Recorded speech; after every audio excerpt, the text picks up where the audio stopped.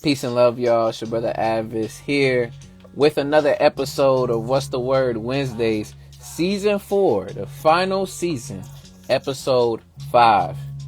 5 hands in the sky. Vibe with us right now. But as we usually do, y'all, when y'all come in here, y'all let me know how y'all doing, how y'all feeling, and what's the word. And while y'all are doing that too, I'm going to throw the logo up in the background. Got to trek back a little bit for it.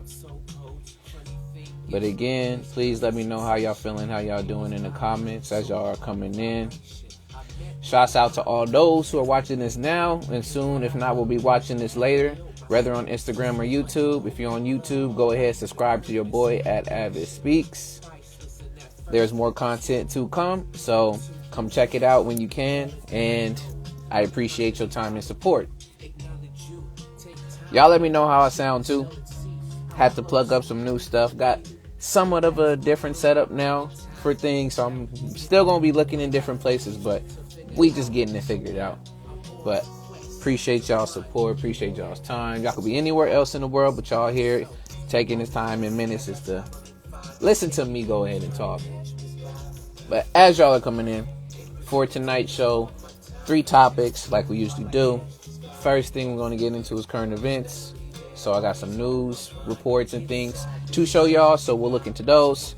Second, we're going to talk about the learning curve. And then lastly, we're going to speak about, does future failures create monetary success? So does future failures create monetary success? And that's going to be the show.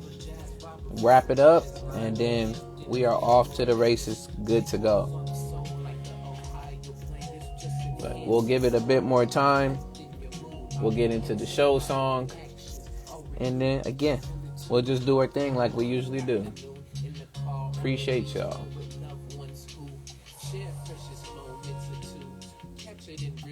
In a quick time view, stand by on the far side. All right. Let's go ahead, sing the show song, and get this show going. So for those still don't know or suppose what this is, this What's the Word, the 4th season. And when you hear the song, eventually I'm not gonna be doing it this way. It'll be a song, but it goes like this. What's the word, y'all? What's the word? What's the word, y'all? What's the word? What's the word, y'all? What's the word? Tell them like, what's the word? What's the word? What you heard? We gotta know, yeah, what's the word? Once again, y'all, it's your brother A.D.V.I.S.S, and we are back here with another episode of What's the Word Wednesday, Season 4, the final season, Episode 5. 5 hands in the sky to say hello and hi. But yeah, don't mind me. But again, thank y'all for coming through to the show. What's the Word Wednesdays? And for tonight's show, we're going to be getting in again to current events. We're going to be speaking about the learning curve. And then lastly, we're going to be talking about, does future failures create monetary success? All questions to be asked. You come and add your perspectives. I add what I add. And we will continue from there. But with that, y'all, let's go ahead and let's get started first with some current events. Now, I have a few that I'm going to read off. Again, when we go into the current events, I'll read the title, let you know what website, possibly where it came from, as well as 2 to 3 paragraphs that I'll read. Other than that, I'll let y'all go back, listen, and then look for the articles yourself. So, I got 5 posted up here, and then on NPR, I'm just going to read a few headlines, and if they catch your eye or your ear in this particular case that you're listening to, go for it and go look it up. Right. First one we got. This one comes from NBC News. It's something that's breaking news right now. Headline reads, Biden McCarthy debt ceiling bill passes the House and will head to the Senate. So, just to catch up some people, because myself too included, when a bill is drafted and created by the president or any other sources and entities, it has to go through the House first, the House of Representatives, and then later for it to be put on the floor for the Senate for there, again, to be another vote to enact and put this bill into play. So, again, I'm going to read 2 to 3 paragraphs, and we out. All right. Article reads, Washington. With overwhelming bipartisan support, the House voted Wednesday to pass the debt ceiling legislation, I should say, negotiated by Speaker Kevin McCarthy and President Joe Biden, sending it to the Senate with days to spare before a potential disastrous default, which usually, again, around this time that has happened, and it's going to talk a bit about that, but let's continue. The vote was 314 to 117, with 149 Republicans joining 165 Democrats that voted into it. The bill would extend the debt limit for 2 years alongside a 2-year budget agreement if signed into law. So, again, extending the debt further on for us to pay in later years. In this particular case, it would be 2025.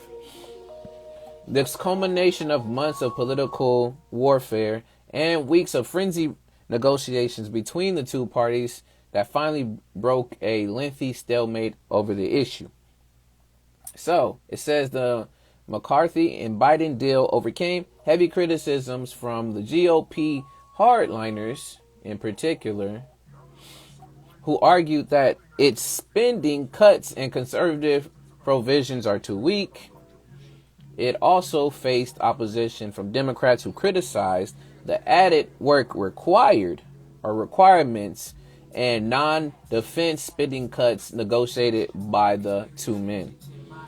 So, I'm going to leave it here. It's a lot of cuts. Democrats, Republicans, GOP, all these different deals. If you want to read more into this and learn about, what this is going to do for the economy, again, this article comes from NBC News. And the headline reads, Biden-McCarthy debt ceiling bill passes the House and will head to the Senate. So we'll see what happens in the next couple of days with that one. All right. Second one, which I find very, very intriguing, but not as much. For all my folks who love Amazon and those who also work in Amazon. This next article comes from ABC News. And the headline reads, nearly 2,000 Amazon workers to walk out after return to office. So let's see what this is going about. And if you are a person that is in the stock market, Amazon stocks are dropping right now. But that's neither here nor there. So 2 to 3 paragraphs, we out. Article reads, nearly 2,000 Amazon workers plan to walk out on Wednesday, today, as the company weathers layoffs and a mandate that corporate employees return to the office. So there's a lot of folks who were, again, being able to get paid at home thanks to COVID way back when. But yes, employees need a say in decisions that affect our lives, said a petition from worker groups, Amazon Employees for Climate Justice, and Amazon's Remote Advocacy. The employee activism follows a series of layoffs in recent months. In early January, Amazon announced plans to eliminate just over 18,000 roles, including impending layoffs announced in November. In all, the company has slashed 27,000 jobs since last fall. 27,000. And at the onset of this month, the company mandated corporate employees return to the office at least 3 days per week. The employee petition cited the return to work policy and Amazon's ongoing climate impact as evidence that the company leadership is taking us in the wrong direction. So, for my folks who want to read more about this and what's going on with Amazon, and shouts out to all the Amazon folks who do come in there delivering packages late at night, early in the beginning of the day, anytime. We appreciate y'all. So if you want to learn more about this, read more into it. This article comes from ABC News, and the headline reads, nearly 2,000 Amazon workers to walk out after return to office. Next, I got for y'all, because we talked earlier about this debt relief, or this debt ceiling to be pushed off for my students again. So I was a student. What does that have to do within student loan repayment? I'm just going to give you the first two sentences to the almost first paragraph, and I'll let y'all read the rest. But this comes from NPR and is in the education section, with the headline reading, is the debt deal changing student loan repayment. Here's what you need to know. Yo. Good to see you in here, my G. So article reads, since March 2020, tens of millions, I should say, of federal student loan borrowers have had the option to take a break from paying back their student loans without earning additional interest. Now, after 5 extensions, 3 years, and 2 presidents, that pause looks set to end. So that's what it's looking like. On Wednesday, the House of Representatives will vote, and it's today, and they already did, on a deal to avoid a historic government default. We already learned that it did. The House was able to pass it. Now it's going to the Senate, onto the floor. Or other way around, if I already did. It passed the Senate. Y'all know I'm very, very terrible when it comes to this. By raising the nation's debt ceiling for roughly 2 years. So it was passed. As part of a bipartisan promise or compromise, the legislation includes a provision to restart student loan payments. So that means it might be restarting this mess. But again, if you want to read more into it, I wasn't going to go too far into this. So for my folks who still got student loans all around the world, or specifically, especially in the U.S., you want to look into this. The article comes from NPR. Headline reads, is the debt deal changing student loan repayment? Here's what you need to know. And I'm going to keep this one up for myself. All right. Next one. This one again comes from NPR.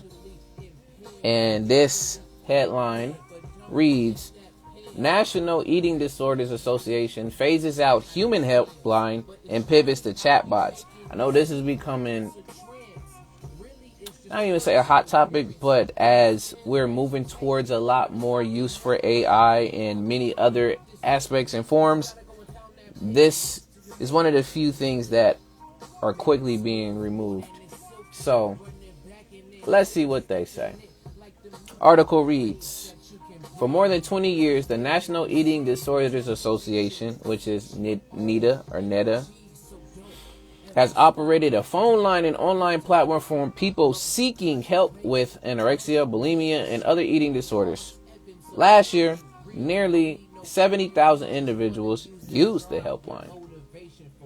Now, NEDA shuttered that service in May.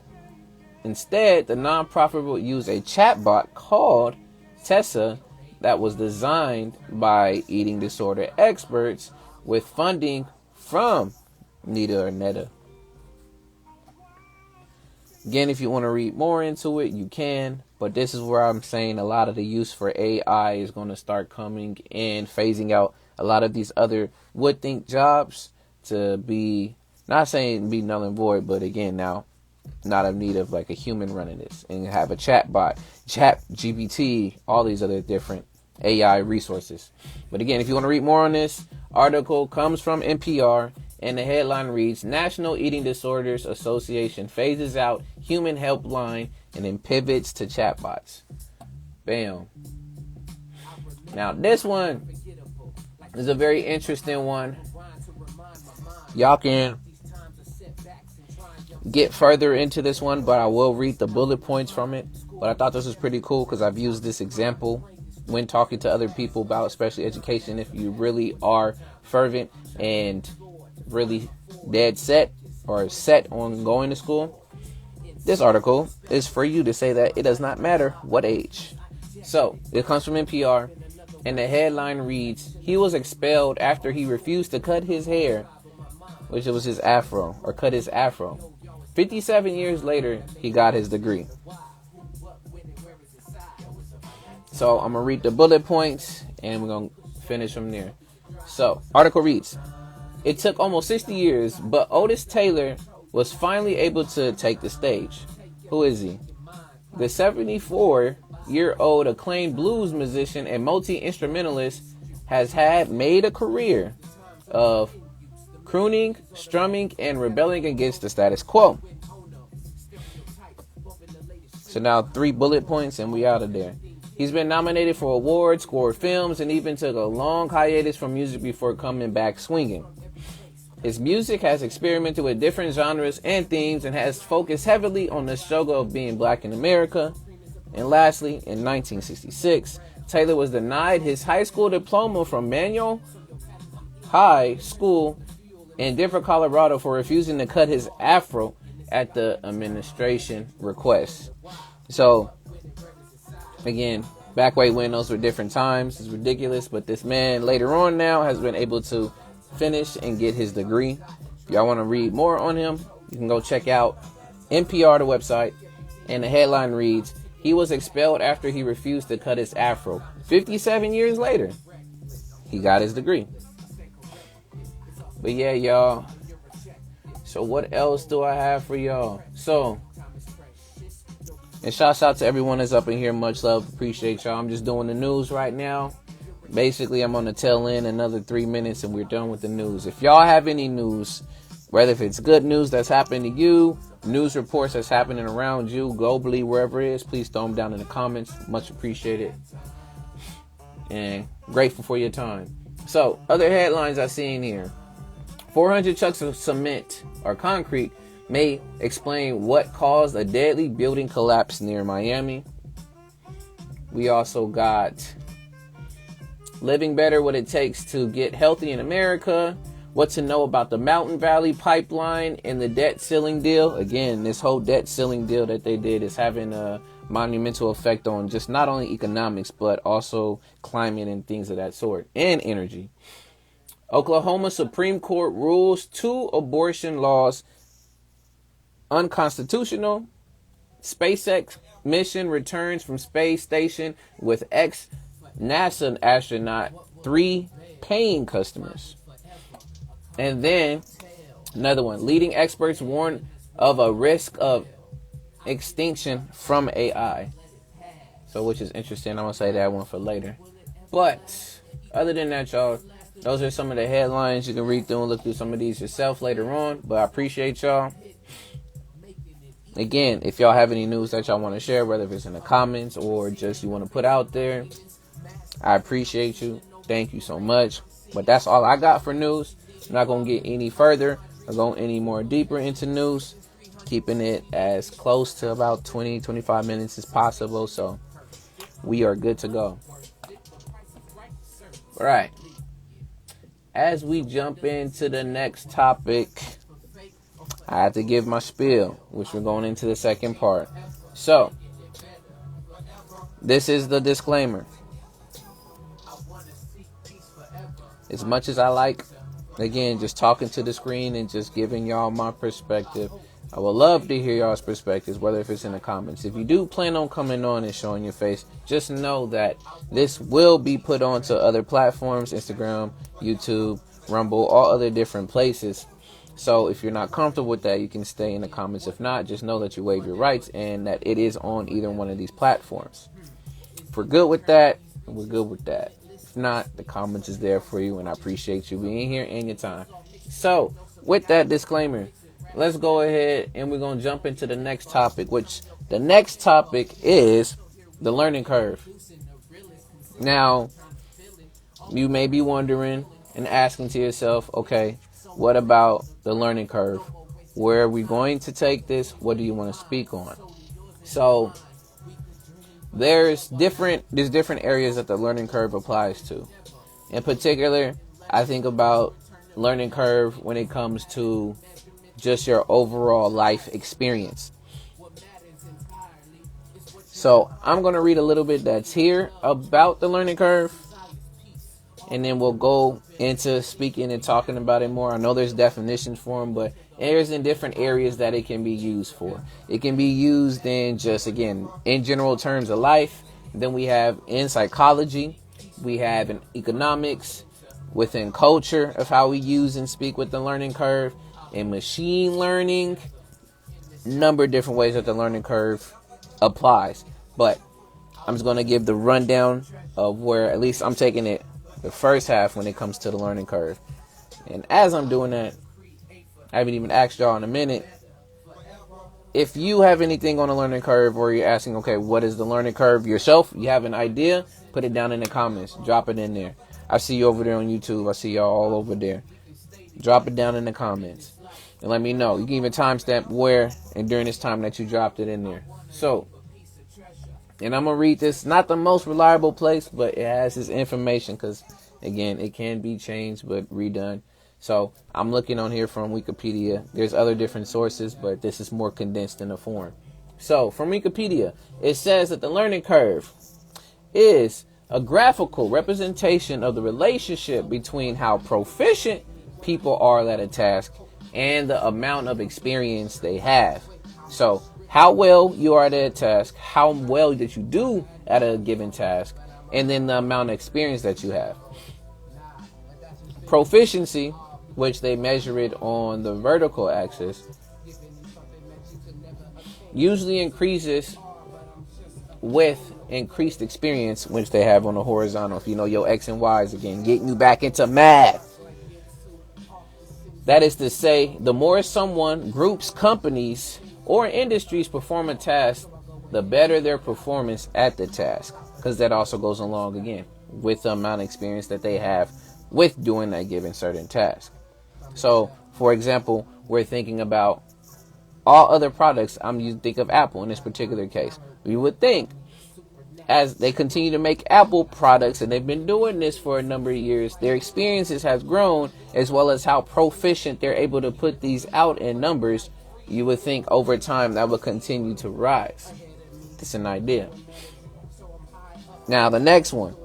It says the common expression, a steep learning curve, is a misnomer, which basically means a misunderstanding, suggesting that an activity is difficult to learn and that expending much effort does not increase proficiency by much, although a learning curve with a steep start actually represents rapid progress. In fact, the gradient of the curve has nothing to do with the overall difficulty of an activity, but expresses the expected rate of change of learning speed over time. So it's saying even though it can be difficult, or even if it is difficult, that doesn't necessarily mean that it's going to start off having basically overall dip, but that basically means representing that there's going to be rapid progress, something going higher. So it doesn't mean that there's not going to be nothing, but there's going to be that rate of change, and the speed over time is going to go up even more.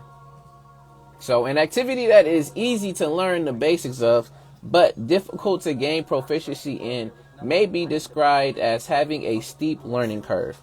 So again, it's easy to learn the basics, but it's difficult to gain proficiency in. So as in being able to do it effectively and proficient. I know I'm just using the word over and over again, but in a sense, being able to do it with good quality and execution.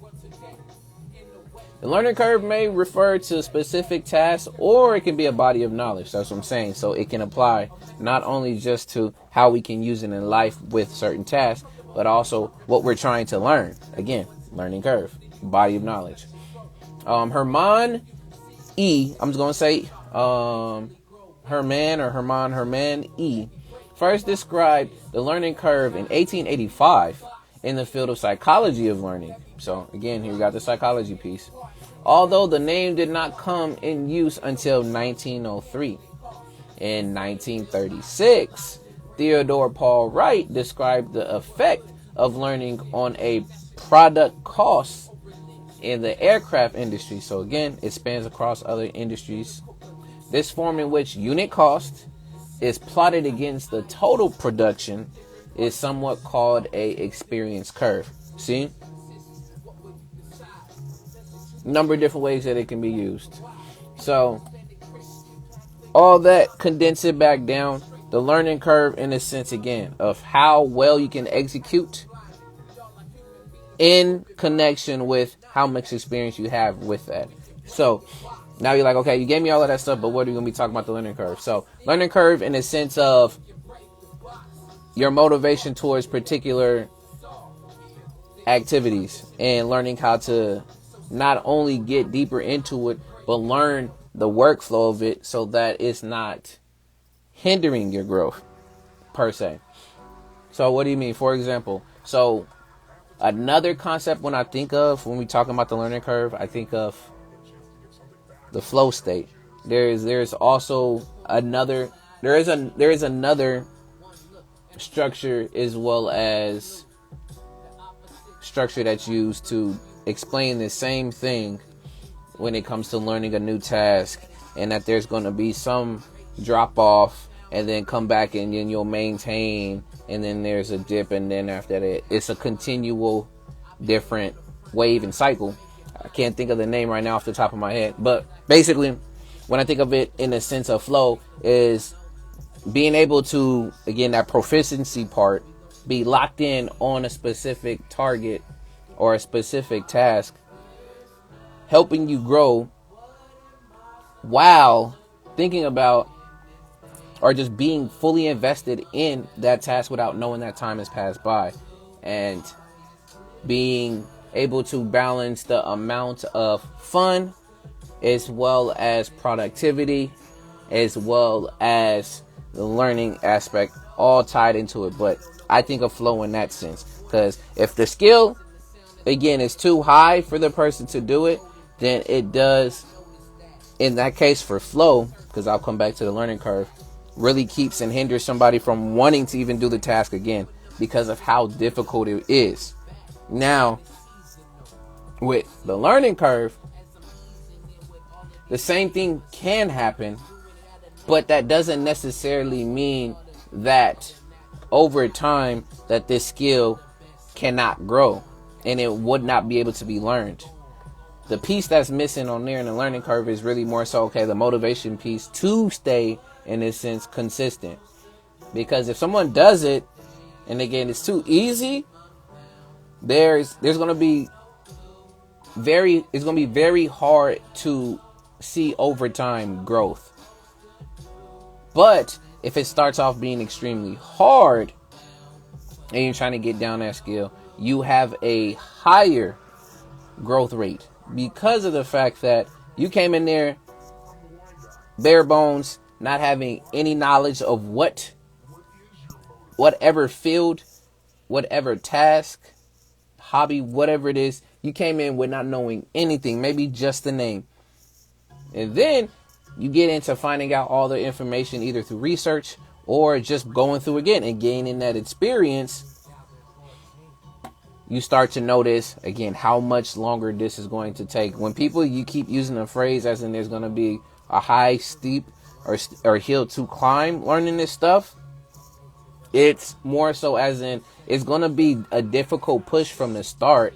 But once you get into the grooves of going up the hill or making your way over it, it starts to become a lot more easier, as well as you gain and already start off with so much growth.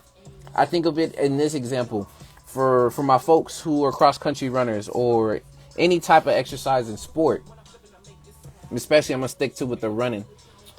So if you haven't went through any type of conditioning or any prior training, learning all the different stretches, learning how to keep your pace, your breath, the form that you need to run, learning how to either run on the ball of your feet, start off when the race begins, conserving energy, all of this stuff coming into play. If you have not done this prior to, is going to be a difficult run to keep with the analogy. But just because that's the case, over time, you working on each one of those skills, that's why it says experience. So over time, as you're working on those skills, you will continually be able to see some progress. That's why it's important, even with skills that we're very good at, Whether if, for me, freestyling at times, for other folks being able to work on cars, or people who work with technology, anything of that sort. It's always great to have those milestone steps of, all right, where's next? So then I know that either I'm continuing to progress in this field that I'm in, or I'm making some, or I'm digressing, or I'm moving backwards in things. So even though it can start off rough in the beginning, there is so much room for you to grow because, again, you come in there without not having any idea of how to properly run, properly breathe, conserving energy, knowing how to run the race, where it is, condition properly, eat properly, a lot of those things. And as you go through it with the experience, later on you start to come and start adding all of these tools that you're learning along the way. You can see that growth and you can even feel it. Versus someone who is already at the top of their game with stuff, there's little left to explore and to grow from. So the learning curve for that person, their proficiency starts to dip a little bit because of the fact that they have so much experience and there's not much left for them to learn. Not saying that there isn't going to be nothing at all, but it's going to be hard for you to continue to have something to measure yourself up to be like, okay, I still can get up here to this goal. And when I get up to this particular place, I know that I've at least mastered this, and that piece.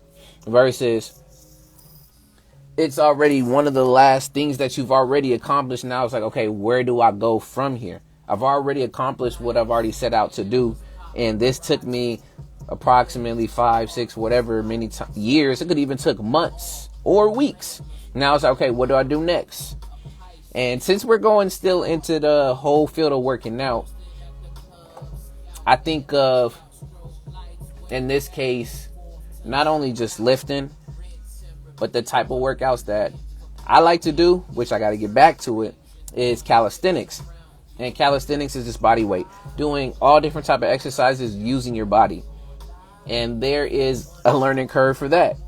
So there's to a certain point where you start off with learning the basics, all of the basics. You got your push, you got your pull, you got your abs, and then also you got legs. And these are different names. They all vary and change, but you get a base foundation of where you would start. And for a good 3 to 6 months, it will just be mostly those basics with a few variations here and there. Now, after you've gotten down to those basics, it's okay figuring out where do I go from there, whether if it's intermediate, moderate, and advanced. Say, one thing in calisthenics that's very, very popular to be doing is like the one end, almost the, what is those? Not even chin-ups, but they're like X-ups. So like basically you go up and you're doing a chin-up, but then you put your whole body all the way up there and then you come right back down. I can't think of the name off the top of my head now. But for some folks that aren't experienced in that, that's not what they're going to start off doing first.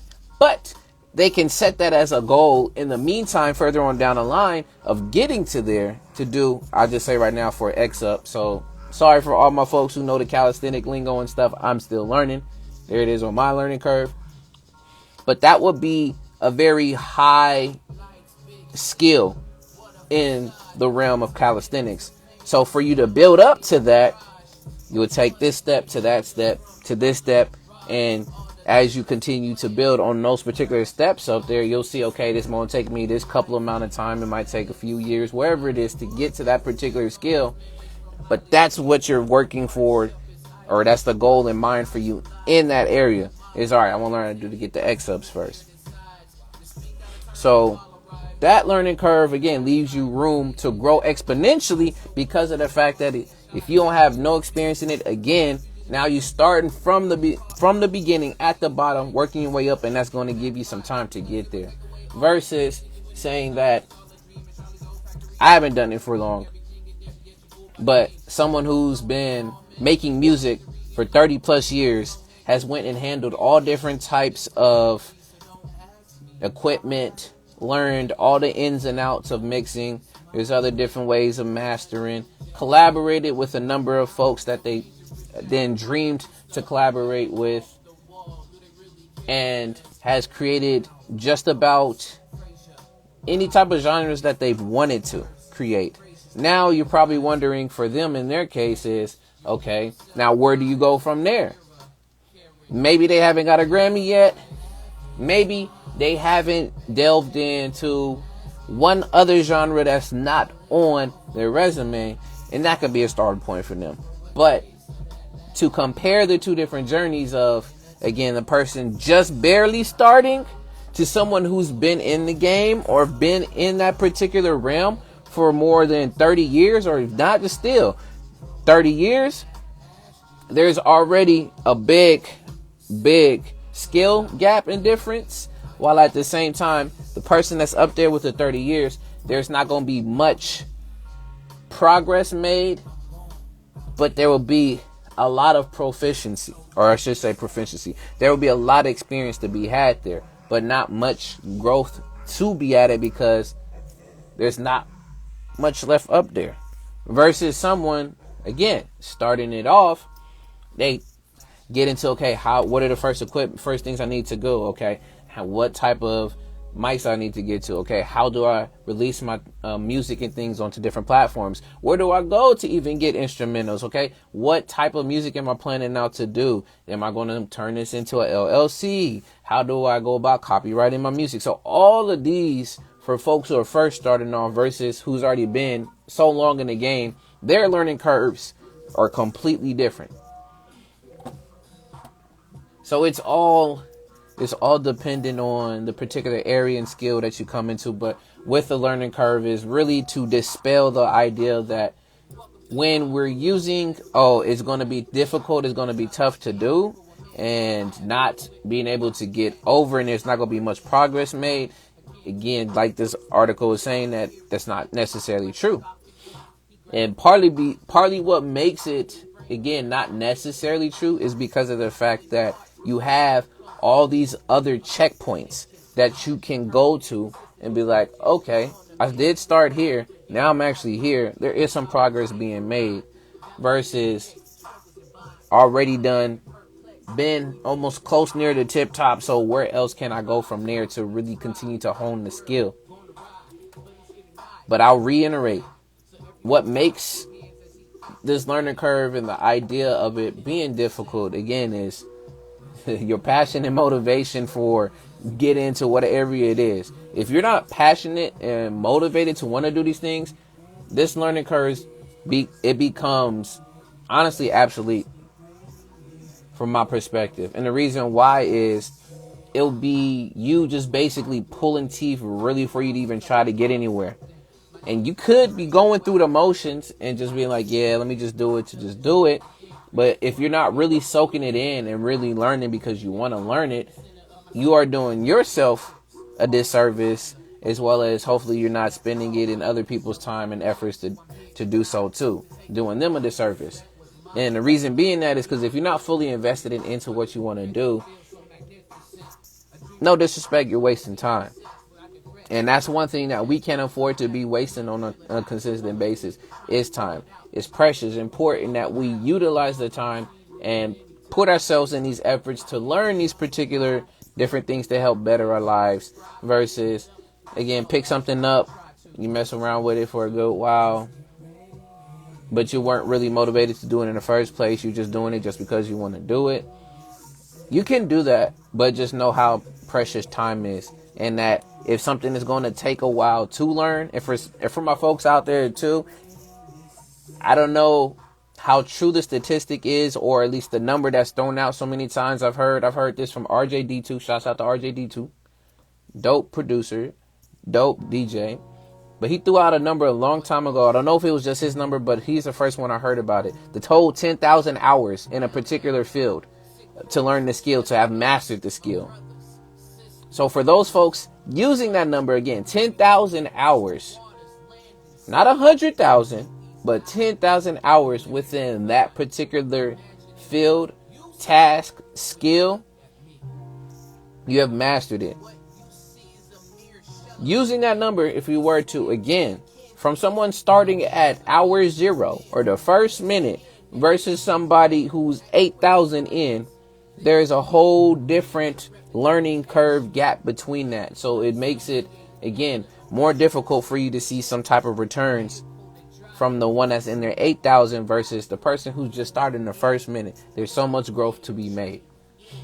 But you got to kick in that motivation. You got to kick in wanting to be able to put in the time and effort to do it. Because then if not, us as humans and as people, as much as we can say we have the greatest memory or we have unlimited memory, the way that we learn in particular, we are able to keep a certain amount of information in our brain at a time. A lot of that stuff gets stored into the long-term memory. So a lot of the short-term memory stuff that we are learning, if it doesn't stick, it's gone. There's a whole process called chunking, where if you think about it, the aspect of a table, and on that table, there are multiple different chunks that you can fit on it. Say that your table, you can fit 10 different chunks of information. If you do not store those 10 points of information into your long-term memory, is null and void. And some of y'all probably will know this, especially if you went to school here in the U.S., that literally this whole idea of chunking applies especially when you're trying to study for a test or you are learning some type of information that later on, after that chapter, after that lesson, or wherever it is it's done, you're done with learning it completely. It just leaves your mind.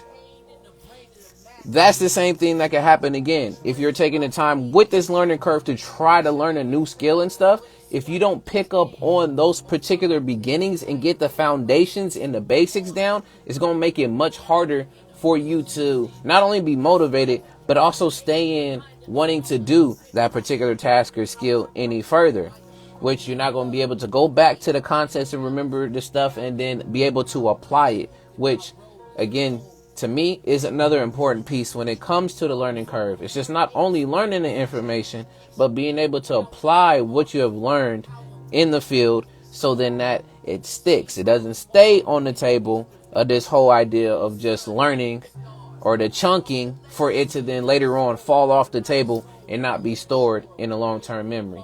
And even if it gets stored in a long-term memory, that doesn't necessarily mean that it's there forever, because just like laptops and computers, which a lot of this stuff is based off the human brain, we have a certain amount of terabytes, whatever, ultra, however much memory we have in our brain, that it's not always going to necessarily be there.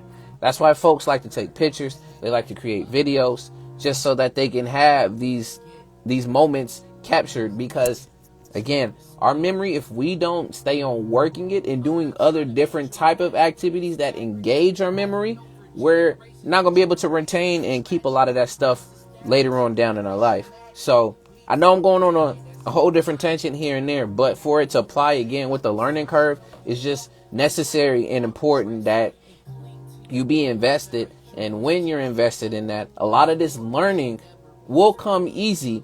It's going to be difficult to start off with, but that's the process. The process of learning or doing something difficult, and especially being able to see improvements and achieve when that happens. I'll speak for myself. It's been a great experience. There'll be times where I'm doing something that I know I'm like, yo, this is difficult. I've never tried this before. Shouts out to everybody that's up in here too, man. Much love for y'all coming through. If y'all got stuff y'all want to say, throw it in here right now. We talking about the learning curve and literally how that applies. Whether if you're trying to learn a new skill, life, there's difference for psychology. There's difference in economics of how they apply this. But I'm just speaking on a learning curve right now. If you want to throw some points, you can throw them in there, as well as you can join if you want to join. But when thinking of, for myself, and you accomplishing a skill or accomplishing a feat that was extremely difficult for you to do, but you worked and you put time and you put effort into doing it, you will definitely see the difference. You will feel the difference, and you will thank yourself for taking that time and the effort to do it. I'll say, for another example, myself, I haven't got too further with it more. I'm just getting back into it. But for me, boxing. And I've been wanting to learn a martial art, or at least learn some type of quote unquote self-defense. And back during especially COVID, and during those first 2 years within COVID, I started boxing with my cousin. I didn't know much of a lick or anything about boxing besides some of the different punches and sorts. But I didn't know how much cardio it took. I didn't understand that, especially when you're fighting, that you're just not throwing punches. You actually are setting yourself up for combos. You're watching your opponent. You're learning, okay, if I throw this combination, all right, he moves his head this way. So all right, the next time I'm gonna keep ahead and baiting him into doing that, so then I know the next strike that I'm gonna do, I'm gonna go this way, then I'm gonna come to the side of the head, wherever it may be. I didn't know any of that when going into it. I just thought, cool, boxing, I'm just gonna be punching on stuff and learning all this stuff, and I'm gonna be exercising. But as I got trained by my cousin, I start to come to understand and see that especially when I first was starting off with this, I'll be dead tired. How we running, we were moving. I didn't know it took that much to try to just continue to hold up a punch. I couldn't even, when I first sparred with my cousin, I was super tired after only 2 minutes of throwing punches and trying to block and defend, move. I didn't know it took so much coordination, especially when you're sparring somebody when boxing. I was tired after the second minute, and that was of round 1. That's how bad I knew I was. Out of shape, not conditioned, didn't fully understand, and I was just throwing stuff. And my cousin, he's boxed for years. So again, it's a whole night and day difference. But before I continue, consistency is key to learning a new skill and being successful in it. Yes, again, I agree with you, and that's very important, especially, but we're trying to also make sure that we don't discourage ourselves on that climb to learning the skill. So getting back into the story, after that first time that I got to spar with my cousin, I learned very quickly that I need to work on my breath control. I need to understand that I'm going to be exerting a lot of energy, even when I'm just moving around, or if I'm trying to block and evade, that it takes up a lot of energy. Because we can say these things in our brain and be like, yeah, I understand this. I know this. Shoot, if that was me in that situation, like, bro, I would have ducked to the left and done this. But when you put yourself in that situation, it's a whole nother different story. So come later on that I go consistently to train with my cousin, and I'm learning the different combinations. I'm learning how to control my breath. I'm doing a lot of running and conditioning, even when I'm not with my cousin, on my own. Come around second time that we do some sparring, and this was around at his house, I saw the growth tremendously. And what I mean by that is we did multiple rounds. We would switch opponents, so that means we will be in the ring for 2 rounds before switching in. And during that particular time, when I was going around doing that, I was so surprised at the fact not only that I was able to keep up and stay up, but at the same time, I finally had like the coordination between my hands. I was understanding that I'm just not throwing useless punches just to throw them. Like, I'm setting up combinations. I'm learning, okay, I'm using my jab to bait you to come in. So when I see you coming in like this, I come back with a cross, or I come in with a hook, whatever it may end up being. But it started to get my mind thinking that, again, this is not only just useless, just throwing of stuff just to throw stuff to get somebody tired, or that it's being effective.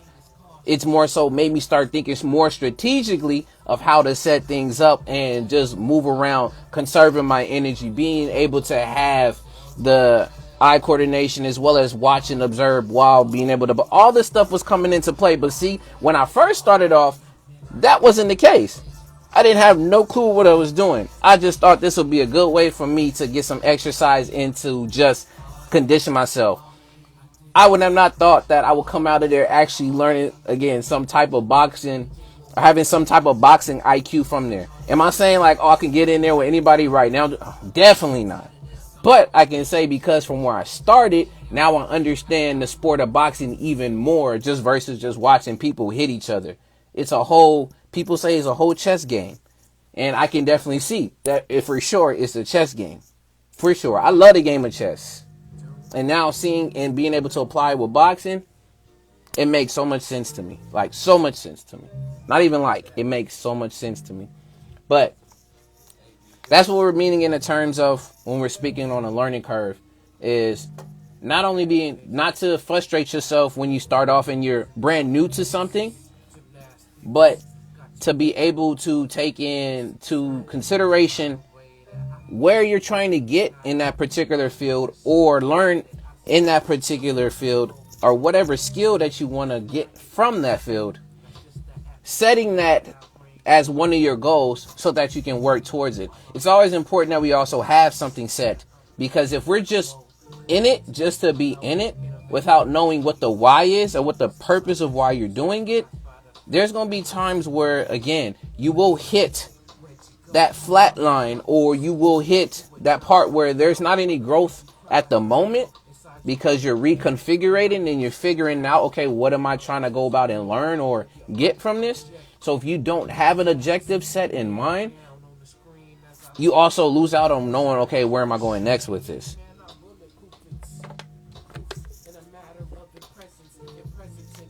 But if you have an objective in mind and know where you're going with this, you've already done yourself part of, if not even already half of the work.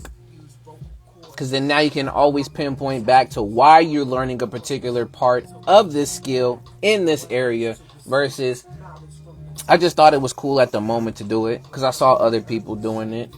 I thought it was, a fun idea, but now after doing some of this stuff, I don't like it. And let me even go back a little bit more. I'm not saying to anybody who's went into something like that, into a field, or you was trying to learn a skill that you thought was going to be something that would be useful and fine for you, and you decided to drop it. Like, again, that's why making those determinations as you're going along and learning something, if you know that this is not truly for you, like, there's nothing wrong with saying, okay, I'm actually going to maneuver this stuff somewhere else. But the beautiful thing about, even if you do get into a place where you're like, okay, this is not for me, there are transferable skills and lessons that you learned in that area that you will be surprised that you can apply to wherever else you're going. And you're going to be like, okay, how can I apply learning something in school about history going to apply to me when it comes to me on a football field, or applies to me being in show business? Like, how does that going to work? Well, that's up to you to, again, put those pieces together, because I'll tell you, they're there for sure. And it's ultimately up to you to be able to transfer that knowledge over into that field to have some type of basis. I'll give another personal example for myself. And then after that, again, y'all more than welcome. Throw your perspectives and throw your thoughts on this too in the comments. So now this is speaking on education in particular. So for me, when I went to college, and ultimately after my 4 years, I ended up getting my degree in psychology. I took a few years off, took 3 years off to go do some service work, to start thinking about, okay, specifically, if I go back to graduate school, what am I going to actually go and get my master's in? So I took those 3 years off, interviewing folks in the schools, going in different programs to different states and learning from those folks in those areas, and figuring out, okay, what am I going to do when I go back for graduate school? Do I want to go straight into counseling? Do I decide I want to be a therapist? Do I decide that I want to be some type of guidance counselor? Do I want to be the school psychologist, the school psychiatrist? All these different areas that can go into it. School social worker, etc., etc. After all of that got done and I came back, getting ready, I came to a consensus that, I'm going to go in, I'm going to get my master's in psychology. Psych. I'm going to get my master's in social work. So I looked around, okay, what am I doing? The only thing, I'll be truthful with y'all, just because of the fact that I got a psychology degree does not mean that I won't know anything about social work, besides when I first started off, which I thought a negative idea about social work, which is those folks come in and they call, of course, Child Protective Services, and they get your kids up out of there because something may be going on, even if there's not. So I had that negative outlook on what a social worker was. But once I went into, and I went and got my master's in social work. But when I went to go initially, I'm going to tell you, the first week, I was completely lost. Like, there are some concepts that I was like, okay, I've seen this in psychology before. There's some parts in here that's from sociology, like the theories and stuff. But when people was coming up and was just like, oh yeah, man, are you micro, macro, or are you meso? I'm like, what? Like, what does that mean? Like, give me some context. Like, what are you talking about? Micro, meso, and all of this stuff. I have no clue. Oh, are you working with this? Are you child, youth, and families? Are you this? And it's just like, I was completely lost. I didn't even know about some of the other people and theories that you can learn in social work. Literally, what were the bases of who started social work, and any of that stuff. But to my point, as I got to learn more about it, and I got to go through those 2 years in social work, I start to notice not only similar things that I did learn in psychology and some stuff in sociology that applied, but at the same time, my perspective started to widen. Okay, what utility I can get out of after I become and get my master's in social work. Once that happened, again, the growth was real because I didn't have no idea. But because not only because it was a grade and I'm working towards, again, getting the degree. That was the main thing, is working towards getting a degree. I had the goal set there. So even though it was difficult in the beginning trying to learn these concepts and ideas and, where it applies with the terminology, especially in the field. I know I'll explain some of the terminology to y'all, but this is neither here or there with a lot of that. But once I've learned all of that, I was able to thrive and see the growth, not only from just the grades that I was getting, but what I was able to at least learn from and pick up from it after the fact.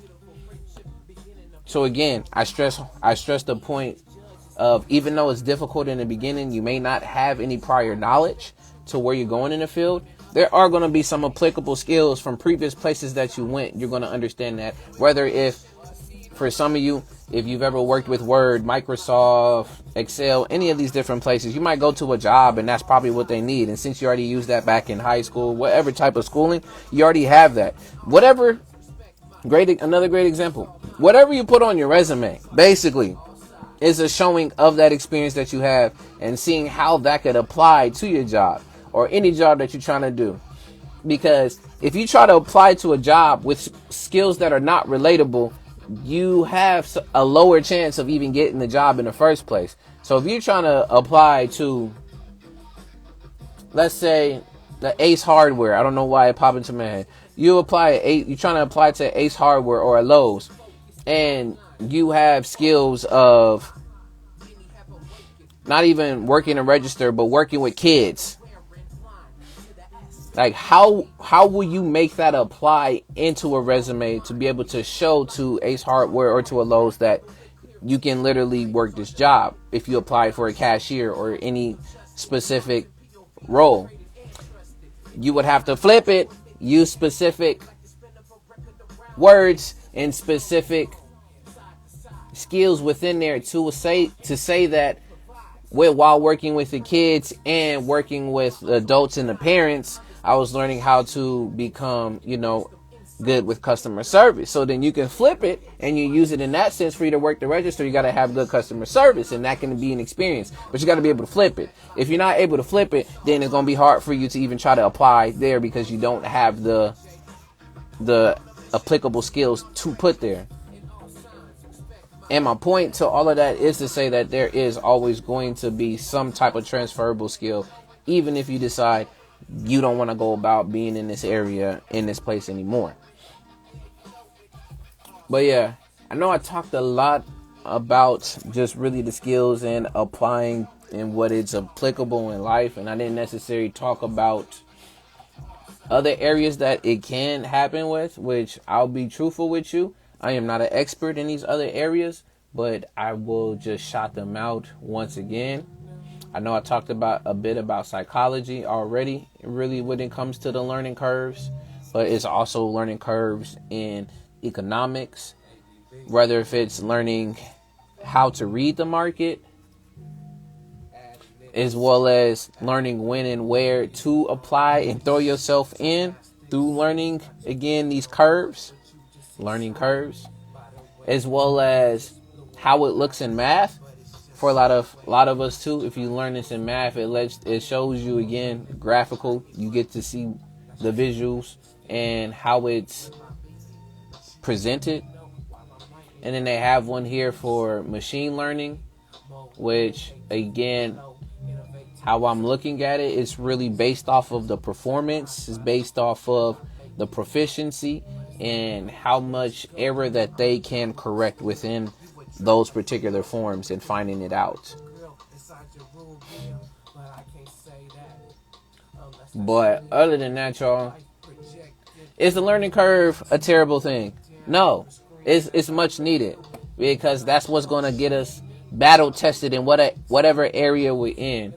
If it's for musicians, if it's for creatives, whether if it's for folks who are very logical, philosophical, in the helping professions, are blue collar workers, plumbers, construction workers, all of those folks, the learning curve applies all over there, because at the end of the day, if you don't think that you're learning anything in this life when you wake up every single day, I'm telling you now, you are rudely mistaken, because you're learning something.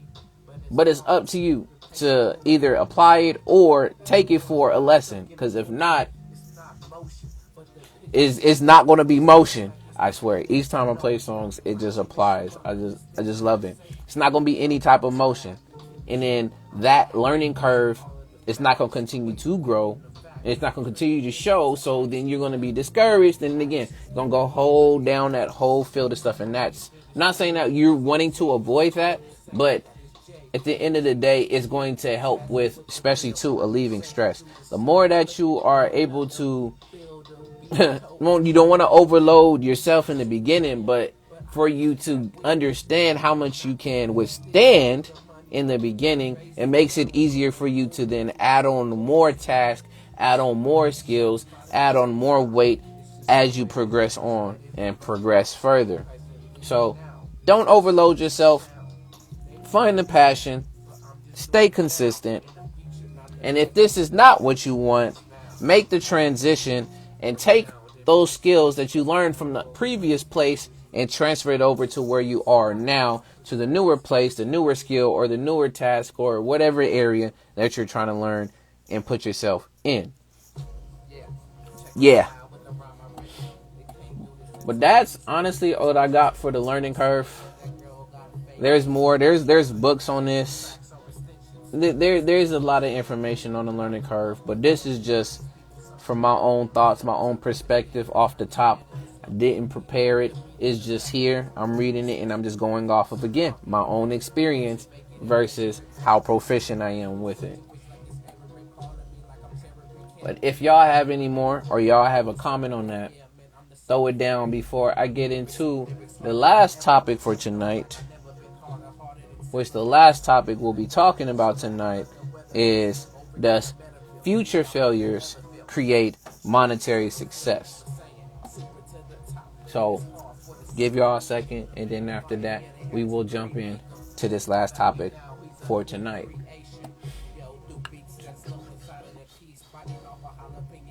Oh, this is a short article. Ooh. Yeah, I'm gonna read this after we done.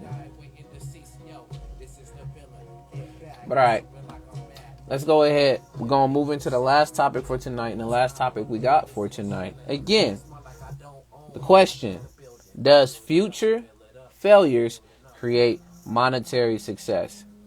Now, let's break down that question in question.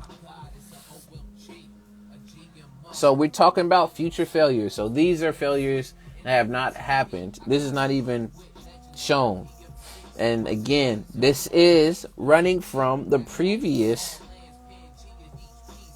section. We just talked about the learning curve and the anticipation of stuff and not overweighing your stuff. So again, I always pair this stuff on purpose. I just don't do it just because I think it's cool. It is all strategic. It's all planned out. There's a reason why it makes sense when they're paired together. Those are for my folks that know. For the new ones that are here, that's the reason why I do these pairings of these topics together. It's because they're connected. Now, again, future failures. Not knowing where it's going to happen, where you're going to go with this, or how it can come apart or fall apart. You don't know because it hasn't happened yet. Now, do those things that you don't know, the uncertainty, the unknown, create monetary success? So, does not knowing what's going to happen going to be able to set you up to be able to be successful, be able to make money in the future and move forward? Does it? My answer to this is 100% yes. 100% yes. And the reason why I say 100% yes is because of the fact that what you are learning now helps to shape and create the lane and the process to where you refine and become proficient in whatever that you are doing. And when you become really great at something, you have shown in that area that you are competent as well as you are consistent in it, and that it is solving a problem of some particular issue that is out there, some type of demand that is out there. You will definitely see monetary success. You will definitely be able to, at least in this system and time, be able to make money from and off of that, because that's the case. Now, how do you go about doing that? Again, it's by a person-to-person basis. I ain't gonna say again. It's by a person-to-person basis. So, wherever you are looking to grow and learn in a particular field, that is where you are going to go down the line and figure out, again, can I be successful? Can I make money from this particular field if I go into it? Even if I have to end up failing or figuring out what works and what doesn't work. There's a statistic, and I don't know if the statistic still rings true. Shouts out to Logic. Peace and one love. That between 3 to 5 years, especially this is business wise, 90% of businesses will fail. Let that sink in. Between 3 to 5 years, and again, you don't quote me, but I remember part of this percentage. 90% of businesses will fail. Now, does that mean that it's done there? After you fail, that's it. There's nothing else you can do. From my perspective, no. Those failures are just stepping stones as well as lessons to know what didn't work and what you can try next time. Whether if it is building a business, whether if it is putting out a track and it coming back and you're receiving negative comments, negative feedback from folks that you shared it with. It doesn't mean that's it. Stop your music career. Stop thinking about that business you was trying to build because that particular thing didn't work. No, that just means try a different strategy. Maybe apply this a different way. You show and improve to the point that when you show that you're doing the best that you can, you're also improving the process at the same time. Touch on Kundan. How you doing, Kundan? So it creates this perspective and this idea of growth versus, why is desolence pop into my head? But basically being defeated. Growth versus being defeated. Defeated mindset versus a growth mindset. And for those folks who are trying to see the monetary success beyond that, I tell you now, it's not built overnight unless you done hit the gold mine of a great idea, concept, business, song. That's very few far in between. The percentages for that is extremely low. Especially if I'm thinking about in the music field. During the time that all the SoundCloud rappers were coming up, There's a small percentage of them that was doing that. And then everybody was thinking that formula was going to work. Now let's jump onto that formula. All I got to do is have one hit song, and after that, man, I'm on. Like in this particular range, with this particular feel, this particular vibe, all this other stuff, and I'm on. Or after they first few tries, they're like, oh yeah, I think this is it. I'm about to go platinum, about whatever it may end up being. And it comes back and it doesn't work. Following trends, because they can change, switch, or switch. It'll never stay the same. That's hilarious. Again, the song just applies so well. So well. I know I'm on a tangent, but so well. But to no avail, doesn't work. Depending on a person, if they was just in it for the money, they just might drop it because they're not seeing any financial gain yet. And for my folks, knowing that for there to be some financial gain, you have to make those sacrifices, whether if it's of your time, whether if it is investing your own money into it, and whether if it's you getting a 9 to 5 so that you can use that money from your 9 to 5 to fuel your passions, to fuel and fund your passions. Those are for, again, my folks who's thinking about it in that particular way. If you're trying to jump into a place without having put in much effort, as well as much input, and had enough time and experience in it, and thinking that you're already going to make money overnight, again, you will be in for a rude awakening. That is not how it goes. It's such a small percentage of folks that happens for. And just because it happens to those folks, does that mean that that formula works for you? Everybody is not special. Everybody is not above average. Because if everybody was exceptional and everybody was above average, guess what? That makes everybody average. We're all on the same playing field. And this is not to promote and to say that, oh yeah, there's always going to be people superior than this. No, everybody has a particular skill that they are either can become a master in, or that they can literally become an expert in, versus other folks being just at basis with it. For me, that's stuff with sports. I'm decent at sports, but knowing myself, because my mind is not in it, and I don't necessarily have all of the, again, skills, especially the time now, to be able to even put in the effort to even go into a sport professionally. It makes my chances very slim. So I know that's not my lane. I give it up to those folks who are doing that. Same thing with the people that are in technology. All of our programmers are engineers, mechanical engineers, coders, all those folks that are in technology and STEM. So science, technology, engineering, and math. They have a skill that I don't necessarily have. They're experts in that field. And it doesn't mean that, oh, they're greater and better than me. No, that's where their expertise and where that lies for them. What's going on, Kundan? Good to see you. Good to see you.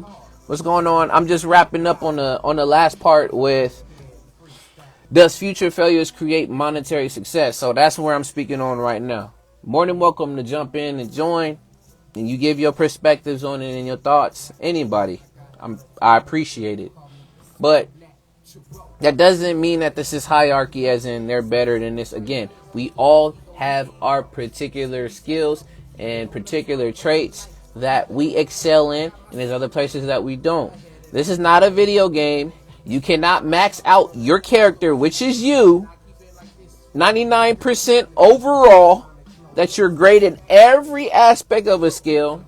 Because in reality, there's always going to be, again, an area of growth. If we never had any type of areas or any room left to grow, a lot of philosophers, as well as other religious sayings, not religious sayings, but a lot of other religious figures have talked about, especially this is I'm pulling this from Buddhism, if I'm correct. I'm a Buddhist out there, or if you're studying or you're under Buddhism, please tell me if I'm wrong or not. So there's the concept of literally, if you continue to grow and learn, you're alive. But once you stop that learning and you stop that growth, that's when you're considered to be dead. I mean, because there's nothing there. There's no more life being put in to yourself, whether if it's that effort to learn. So there's always room left to grow. Whether we talked about in the beginning with the learning curve or not having any other place to go, especially if those theoretical 10,000 hours, you have somebody who's on the first minute of those 10,000 hours versus someone who's on that 8,000. Just because there's that higher range, that doesn't mean that there's any room left to grow. It's going to be a slower process or progress going there because there's not many steps left. They said, are you talking about the learning curve? Not anymore. I'm talking about, does future failures create monetary success now? We've already finished the learning curve. But again, going back to it, even though you may not have an idea of where things may go in the future for you when learning or doing something or trying something out for the first time, that doesn't necessarily mean that you're not going to be successful. Doesn't mean that you're going to be successful. It's just going to take the time and effort and not being afraid to fail, because failure, at least in my perspective too, is one of the greatest teachers. And he says, I'm a Buddhist, but I never heard of this in Buddhism. Wow, that's quick today. Well, yeah, I didn't have really much to speak on. And again, when it's the back and forth with other people, it's extremely helpful again to keep it moving. But it's been an hour and 20. It's not that bad, at least from my side over here of keeping it up. But yeah, if not, Kundan, yeah, I heard it. I heard it from, actually, I'll be truthful with you, Kundan. It was from a song from A.D.V.I.S.S. A.D.V.I.S.S is a song. It's called "Is Living, Learning, Growing."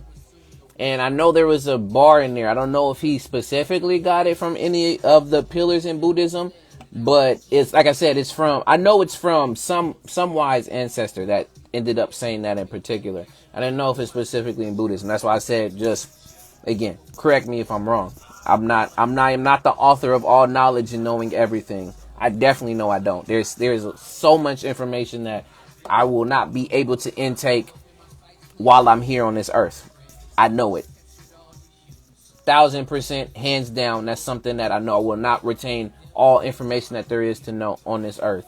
And that does not mean I'm going to be transferring over, becoming AI or a bot or none of that stuff. But yeah, it says fail forward. Yes. Failure does not mean that you completely step back and you fall and never get back up again. It is literally you getting back up and continuing to push forward. And if you fail forward, that means you'll probably actually stumble onto something much more quicker than for folks who don't even attempt in the first place. They don't give the space and they don't give themselves the time to fail and to learn, so that in turn they can create what they're really looking for. Achilles, peace and love, man. What's the word? Good to see you up in here. Even if it was accidental. Much love. But it says, in the TOA, we say, fail teaches your oh my goodness. You are hilarious. No, we're not continuing with this. But that is hilarious. Do you have an acronym for both of those? Because I do not have an acronym for both of those. If you do, then we can continue with the teachings. I'm just playing. But in reference to, are you going to make any monetary gain or success from those future failures? Again, that's all up to you, because each field is different. But the main aspect is you being able to find a particular problem and to be able to solve the problem. It said you do, but it's a secret of the TOA. Oh my goodness, no. Hey, Hey, what's going on, Kundan? What's the word? what's the word? Not much, man. Life is just doing what it does on a daily. You finished. But how are you? It's just, just my health up and down. So, Mm, um, I think today was better. I'm glad to hear that. Um, so, so you finished the current events and the first topic, learning curve as Yeah. well. Yeah, Uh-huh. that's Because I started at 7, so it's oh already yeah. around. Yeah, it's around that time already for me that I would be going into. Well, at least getting close to the last topic. I try my best when I'm here.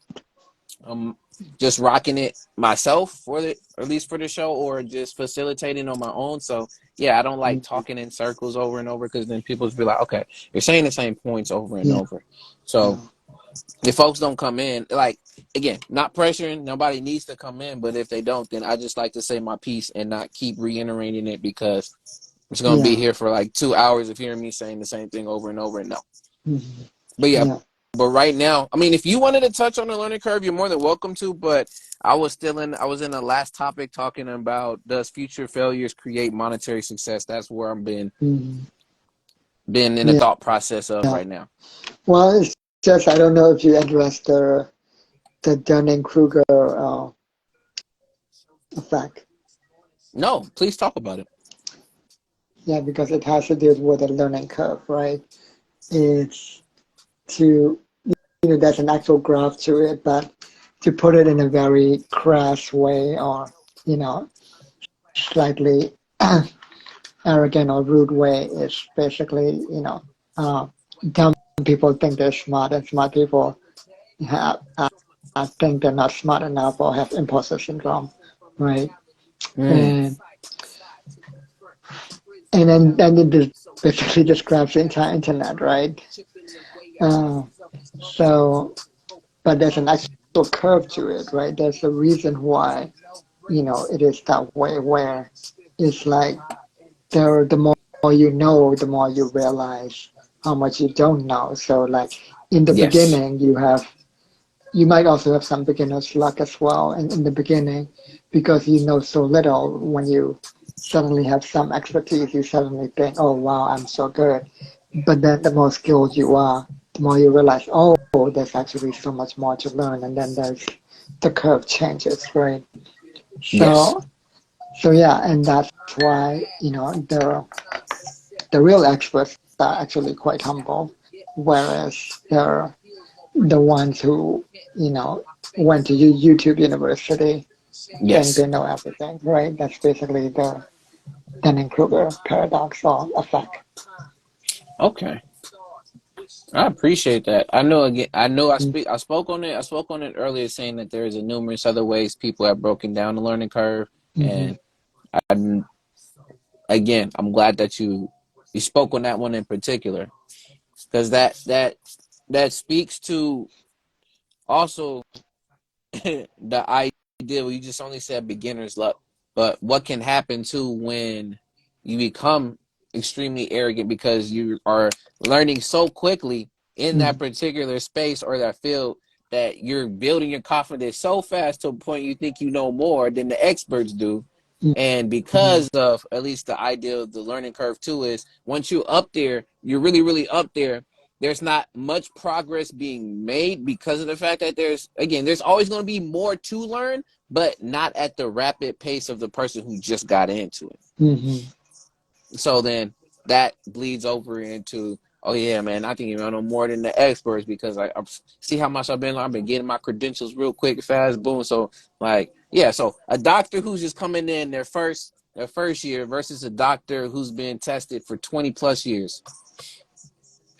mhm. Yeah, exactly. Yeah. Shit. Deep Thought, the lyricist. Peace Oh, and love. What's the yeah, he's a word? poet. Hello, Samuel. Keep that lyricist. Yeah. But yeah, so I'm glad that you brought that point up and you shared that because Mm-hmm. again, it just shows the contrast. It's night and day with a lot of this stuff. Earlier, I talked about my experience with boxing and how that changed over time, and knowing that my cousin, who's been boxing for years on end, versus me just getting into doing training and boxing with him, I was seeing steady growth. Versus if for him, there's always again, there's like bits and parts of progress there, but it's not extreme like mine seeing it. Mm-hmm.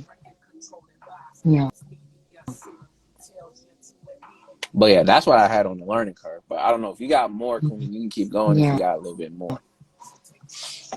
yeah. I think there's also the mastery curve that comes with the learning curve, right? Mm, And the three versus the three obstacles, and there's a curve for that as well. The three okay. obstacles to learning or to mastery, right? And Yes. and learning is part of part of mastery. So mastery of a skill. So like there is the dabbler whose curve is like just like up and down, right?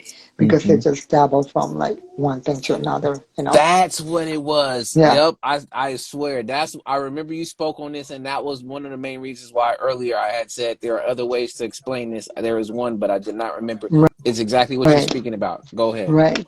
So they get bored very quickly and they get frustrated very quickly. So they jump from one thing to another. So their curve is like a big up and down swing.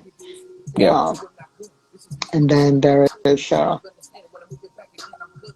the opposite kind who is like the obsessive who in the beginning like they're very enthusiastic and they're the ones that would talk with the teacher at least an hour after class. So it's like very much up, right? Yes.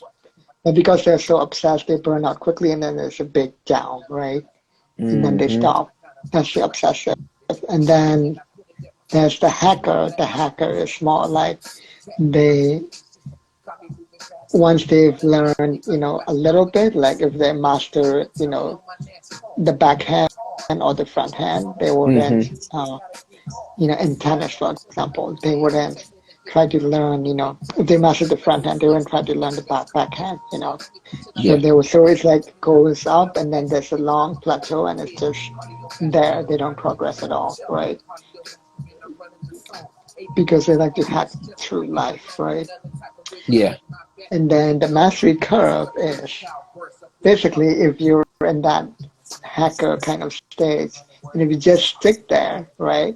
If you just go on and start learning more, then you Yeah. start going up again, you learn something new, right? And then there's another long plateau, right? Because most of life, guess what is the plateau, right? Most of Yeah. life is just living day to day. The peaks such as birthdays and anniversaries and or even literally climbing up to the top of the mountain, right? Mm-hmm. That when you're at the top of the mountain, even literally, right? That is just a brief moment, right? The actual time you spent was actually climbing that mountain, even literally, right? If you're a mountain Yeah. climber. So that's basically the mastery curve, right? Where most of the time you're just climbing, you're just, sort of in, and sometimes you might not even be climbing up, you might be climbing forward, right? Because Yes. there isn't a way up yet, right? So that's a long plateau, and then you find another place to hold on, and then you find a way to climb up to another peak, right? And then you go. So yeah, that's uh, the key is patience and also acceptance of the ordinary, right? Yes. Because when you're learning a skill, most of the time it's actually very, very ordinary, and then you get those peak experiences, those aha moments only sometimes. Yeah. Yeah. Hmm. And that's key to learning, understanding that, because most people get so attached to their peak experiences, to that dopamine hit, right? Yes. That they don't go on, or they sometimes would spend all the time learning Mm-hmm.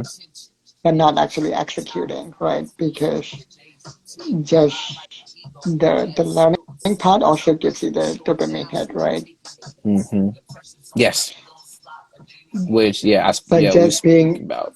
just being in Mm-hmm. that head knowledge. But part of learning is actually also executing. Part of actually in the physical, taking physical action. Mm-hmm. Now you're making me throw again, breaking words down to understand it a bit even more. But like I thought of, especially you talking about dopamine and the neurotransmitters that send that feedback to you to again want to engage you more into the activity that you are learning and you are making progress. And when you use the word execution, you made me think about how it sends like electrical signals through your body. So using that word in a sense to Mm, execution, as in it's electrifying you as you are putting in the effort into yeah, the exactly. the action. That's just Hmm. what popped into my head. Yeah, exactly. Yeah. So to answer the the question that is also there, because I know we still was jumping back and forth in between. From your perspective, Kundan, does future failure create monetary success? So does Hmm. failing and hence not knowing what's going to happen help you create some type of success in the future? Hmm. I don't understand your question though. What do you mean by future failures? So these are things that are unknown. You're learning stuff. You're not going to know if you're going to fail or not. So that's what I Oh, mean by future okay. failures. So you don't know what can happen.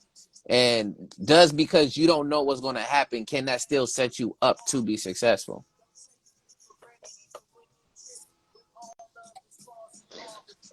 Yeah, sometimes or possibly because it's I think it's more about acceptance of possible future failure, right? Acceptance of possible future failures and doing it anyways. And some of it,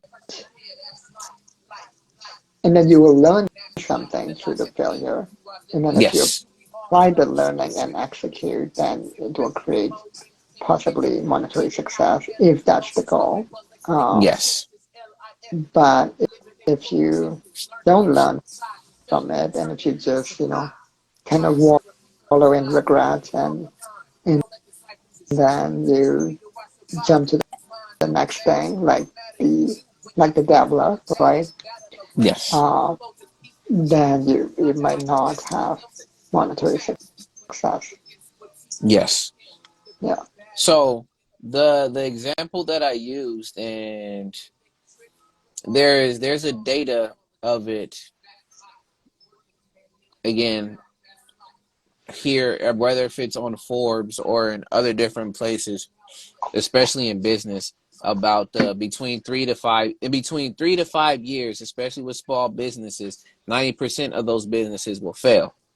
So that's where I Hmm. was using the at least the concept to make more sense of this question, because of the fact that just because you start up a business and you don't know again if you didn't put yourself in a space where it's like I know this is a need for people and you know that this can be of something and you don't know what can happen in those 3 to 5 years. You might lose funding. You may not be able to get the business loan that you need for what you're going about.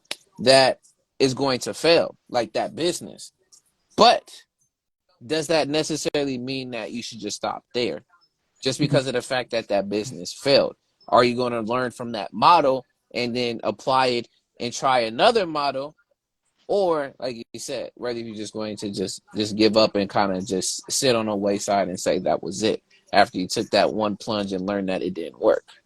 So Hmm. I was using it from that. I was using that from at least the business idea when I thought about the whole future failures, and then monetary success. It was more so based upon around knowing that you may not have the odds may be against you, but that doesn't necessarily mean that that should stop you, especially with the business. I know we can apply this in different other ways of like people who's like There's a percentage, especially for those folks who like to go parachuting or, do some type of thrilling adventure, knowing that the statistics of that is also, there's a possibility that the airbag may not deploy or this happens. Are you still willing to go through with that? And, that be the case. That's where people make their decisions and decide. What's going on, Sue? Good to see you up in here. What's Hey, the what's up? word? So it, of course, is this in a sense of what we're talking about is not going to always apply in every aspect of life, but in the aspect of life where it's geared towards growth and not just the experience for the experience, but to take it elsewhere and to help build. That's where I referenced it around is, will just one obstacle after you felt that one obstacle stop you from continuing on to get over the next few obstacles after that? Are you going to just stay at that obstacle and stare at it forever? Or are you going to find other creative ways to get around that obstacle using what you've learned from that previous failure and knowing that there might be more to come? Hmm. Yeah, yeah. I think, for example, I read a post recently that Jeff Bezos, before he created Amazon, he had, I think, an auction site or something like that, Yes, it and was that only was a selling failure for, books. huh? Oh, no, no, no. Sorry, sorry. No, No, not yours is books, not different. even books, Yeah. not even books. Before the books, he had an auction site apparently, and that was a failure. Mm. Yeah, Yeah, you never know. And just because one thing doesn't work out for you doesn't mean that, and this is where I took also from the learning curve and I brought it here, is those applicable skills or experiences you learned from the previous one, you can transfer them over to the next one that you're learning and see how it can either is very similar or it's different, where we do the pros and cons as well as we do what can apply and what can apply. yeah. And even Amazon itself, right? At first, it was only selling books. Yeah. Then it started selling other stuff. And today, guess what? Like, even though it's selling pretty much everything, most of its revenue doesn't actually come from the sale of those products. Hmm. And that's why it can afford to sell so cheaply and have free shipping and all that. And because on that side of the business, they're literally like doing business at a loss because their real business Mm. today, guess what? It's from cloud storage. Like that's Ah, 70% of their business today. So did because not know. Bezos had the yeah, he had the foresight to like to see that Amazon would become big, so he bought a lot more cloud storage facilities than he needed.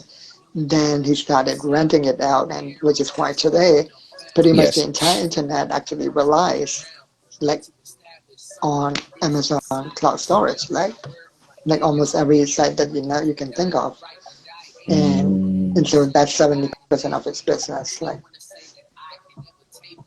Wow. yeah, The more you know, everyone, the more you know. And and Kundan is just one of those folks that has just that extensive knowledge to just hmm, add to everything, to hit you with the did you know yeah, this? Fun fact. This applies yeah, here. But no, but it's beautiful. It's a beautiful thing again, because I am only one person. You are one person, and when folks come together and add perspectives, it helps to go in many other places. But oh, you just thought about that. Oh, you made me think about this. And mhm, I've said it previous times on other shows, but is that's what helps with the building. right. I think that means maybe he did learn from that failure of the auction site. So he must have been afraid that someday Amazon might fail as a business that we know. So he Mm, started branching out into the cloud storage business. yeah. So, and guess what? Today, strictly in that side, when it comes to strictly that side of the business, selling products, it is kind of a failure because they are selling it at a loss. because they want to undercut the entire competition and sell so cheaply, right? Like in Yeah. reality, like it is, it's ridiculous. It's that cheap. It's not possible, right? It's only because they're doing it at a loss. Like Yeah. you know, Yeah. But once again, it's just telling of how much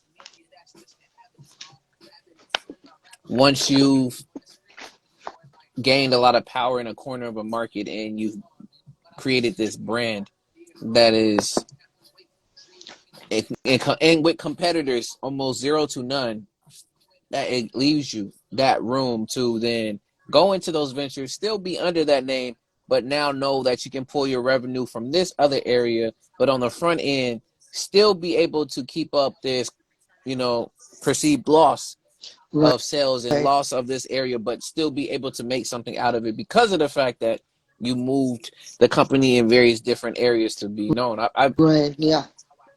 But by the way, they are increasing their fees for both the reader side of it, which is the Amazon Kindle Unlimited. They're increasing those mm, fees. They are no longer offering for Amazon Fresh, which is the same day delivery for produce, right? They're no longer okay, offering free delivery for like, it used to be free delivery for like orders over $35. They no longer do that.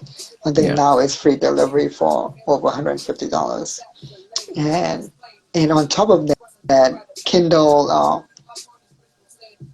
the KDV program, which is the Kindle for authors, it used to be yes, pretty much free. It was kind of free. Now they starting in June, they're gonna start charging, right? mm, So basically, what they're doing is they're trying to pick up their pieces and like trying to recover all of those losses that they've been doing over the years. yeah, You know? huh, okay, okay. Again, more stuff and more information to find out and know. Yeah. And so if you want to write a book, you might want to start now before June because I think for past authors, they're kind of grandfathered in Oh, and they won't be, I think they won't be charged. But anybody who's starting in June, they will be charged for becoming an Amazon author. Like, hmm. As yeah. in, do you know if that's going to be a yearly charge, a monthly charge, or a one-time fee? I don't know the details. I don't know. It might be yearly. I don't know. Okay, then that's starting to Yeah. sound. If that's the case, then that's starting to sound like distro kids for folks who put up their music. There is a fee that Oh, yeah. you pay every year Hmm. to put out music. For some folks, Hmm.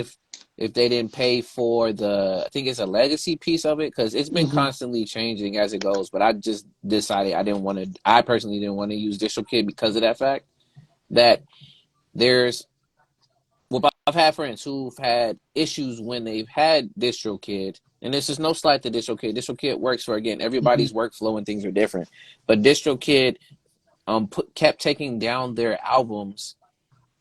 Not only one that because they didn't necessarily pay, they paid the fee, but there is either some miscommunication or Oh, that because at a point in time, it was almost per album that you had to pay for, like in almost oh, yearly. And again, wow. I could be wrong, but that was stuff that I was looking into when learning it, and then of course getting perspectives from YouTube as well as friends who are using it. And for me, it made sense just to go with CD Baby because it's just a one time fee and that's it. You pay one time Yeah, fee to put your stuff up there, and then it's up there. They'll collect royalties for you if you paid for that particular one. If you didn't, you can go back and redo it, and then you will have to pay again if you wanted to renew it. You have to again pay that fee. But right. Yeah, so if they do that with Amazon, yeah. But I don't see myself writing a book anytime soon. So unfortunately, if I do plan on ever doing that, I'm definitely gonna just do it on my own website, and you can go get the book yeah, from there. yeah. And it's better to do it on your own website because you can actually get the mailing list, right? Yes. And that's where the real money is anyways. With Amazon, even though it was free, they had all the data. That's why it was free. Like that's one of the reasons why it was free. They were basically like getting, trying to get your customers' data. Like, Mm. you got none of that. Like you didn't have the email addresses. There was no way you can do a resell or an upsell or any follow up. Okay. Yeah. Hmm. Again, y'all, you hearing it. If you are planning on it, go for it now. Because if not, you paying up. Yeah. But again, so in terms of future failures and monetary success in the future, the only other point I wanted to make is you never know. You never know what will hit and what will miss until you try it yourself. Mm-hmm. Most of the time, if you do your research and you look into arenas and areas that, again, there's a need and you have a solution for that need, there is a better chance that, again, you will see some success in that field. But you never know what can happen. Especially, I'm going to bring up the example of a lot of my business folks during COVID. Nobody knew that after 2019 that it was going to be this bug, aka this virus, that was going to take out basically the whole world at a moment in time where all types of businesses and things was going to be stopped immediately until further notice. So if folks was able to make it, and this is where too this applies so well too, is because those folks during that time that made these businesses or they went and did all these other ventures, they, they learned how to be flexible and then maneuver their way through. Okay, I can't do it this way, what is another way we can do it? So they chopped up, even though they started something and then they saw that this happened, they took that moment and that failure to be like, well, I'm not gonna be able to do it this way. Now how can I go about doing it another way? Versus folks who just saw that and it was like, oh, this is my sign from God or my sign from the creator, whoever, that this is not wasn't meant for me. This is it. I'm not going to do anything else with it. So during that time, it actually really brought it back to the people, brought it back to yourself to be like, is this something you want to do? Is this something that's you really want to strive for and go towards? Okay, what are you going to do to get to it? What resources can you use at your disposal right now to help you? And are you willing to put in the time, effort, and attention to do so? And it is going to be a difficult push in the beginning, but it doesn't mean that it's going to be like that forever. Mm-hmm. So COVID 2020 in those few years definitely put that on display for sure, is that you don't know what type of failure or what is coming along your way, but there is still some way for you to continue to grow regardless. But you have to put in the effort and you want to do it. Because again, we're not talking about folks who've been forced into these positions and they're just doing this stuff because either it made money or it was supposed to be guaranteed, but then it wasn't guaranteed. Now we're talking about folks that are passionate about, again, providing a service that is addressing a need and it's there versus just give me the money and I'm out. Mm-hmm. Yeah. Hey, Baron. Peace, peace. That's, that's my friend, Baron Gandhi. Peace, peace. Much love to you. What's the word? Mm-hmm. But yeah, Yeah, he has his own show as well. It's called What's Your Story? Yeah. respects to you, my man. Respects. Yeah. But yeah, so honestly, that's my main point really to that is the answer to the question to me, it is a yes, and it just varies because Mm-hmm. it can be a no, but for me, it's more of a resounding yes because at any moment in time that you hear breathing and you are on earth, you're always going to be learning something.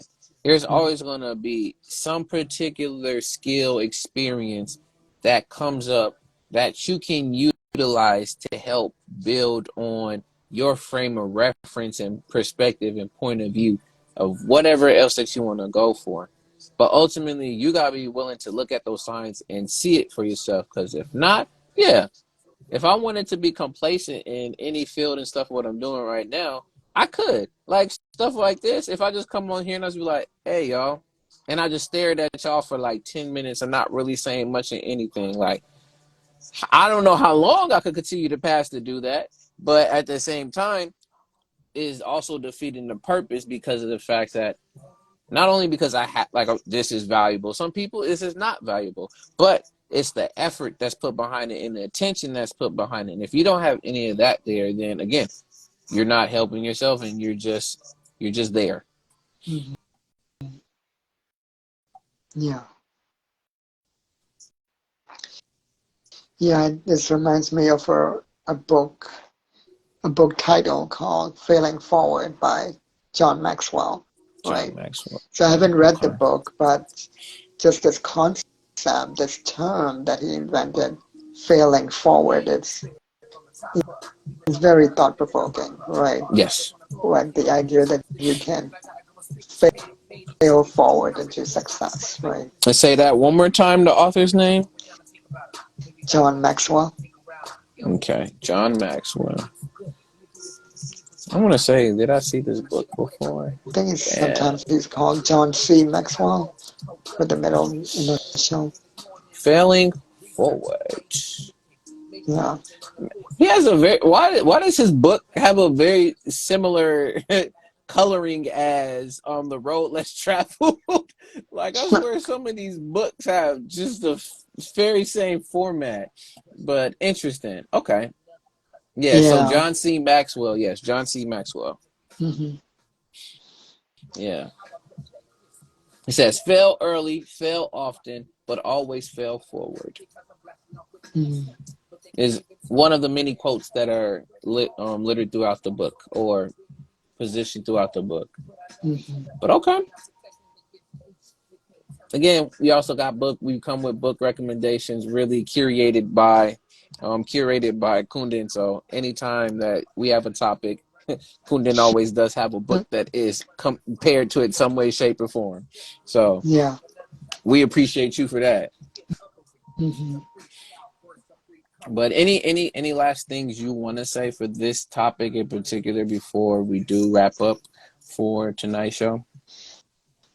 Um, And you can even no, I'll even not say if you really. want to go back, even if you want to go back to the learning curve and put a last point as well. Yeah, the learning curve. Yeah, I think it's so important to always be to stay humble as far as especially when it comes to learning of a skill so that you can have that mastery Yes. and but also even just in general learning about life or even learning about current events, right? Mm-hmm. And to be aware that there's a lot you don't know, like a lot of context Yes. you don't know, especially with um, all the deep fakes that are coming out with AI. You know, it's more important than ever to stay humble and to learn about your own biases, right? Especially as a Westerner, right? Where Mm-hmm. you then maybe what you see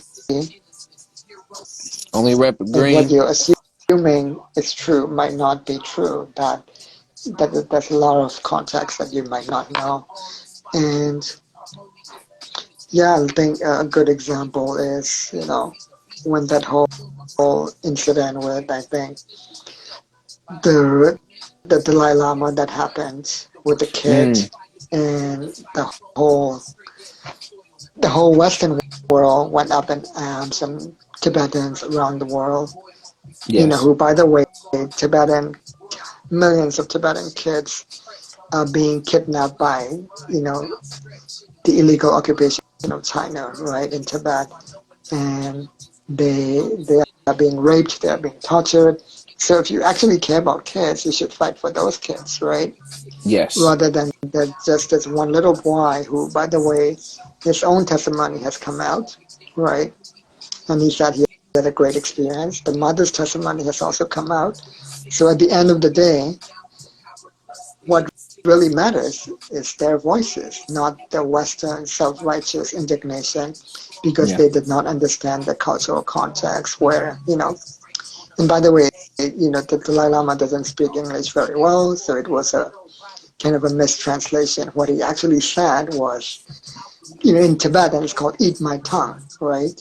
Mm-hmm.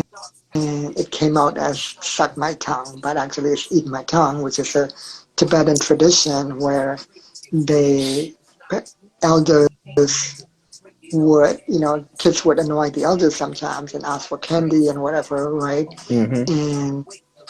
And elders would say in jest, "Eat my tongue," meaning like I don't have uh, any more to give you, but I can give you my Yes. tongue if you want it. And then Yeah. and of course the child doesn't want to eat their tongue, so they would just run off. So it's a way to it's a way of saying, let's just scoot off, right? Yes. Let go and run off. That's what, and sticking your tongue out is also a Tibetan tradition of it's like a greeting where they're showing that they have nothing to hide. And also it also shows that Mm. I'll give you anything, even my tongue. So it has that double Mm. meaning. So that's why he was sticking his tongue out, and then that's why he said, "Eat my tongue," right? But since he didn't speak English very well, it came out as "suck my tongue," right? But at the end of the day, what really matters is the boy's experience, not Yeah. the Dalai Lama, not what the other people think. What really Yeah. matters is the voices of the boy, the mother, and the Tibetan people themselves, right? Like nothing else and no one else matters. Yes.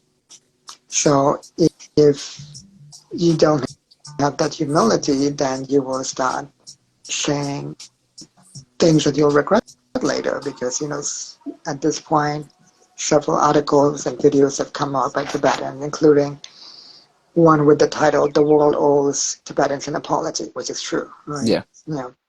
Because a lot of this, and then the video, when it was initially you know, the event happened in February or January, but the video didn't come out until April or something like that, right? Hmm. Much like 2 months later. And often what came out on social media is a highly edited version as well, right? Yeah. And there is a lot of possibility that it was disseminated Mistranslated, misunderstood. by Okay. the CCP. It was distributed by the Um, CCP, right? Chinese Communist Party. Because by the way, they have hundreds of fake police stations in over 50 countries around the world, right?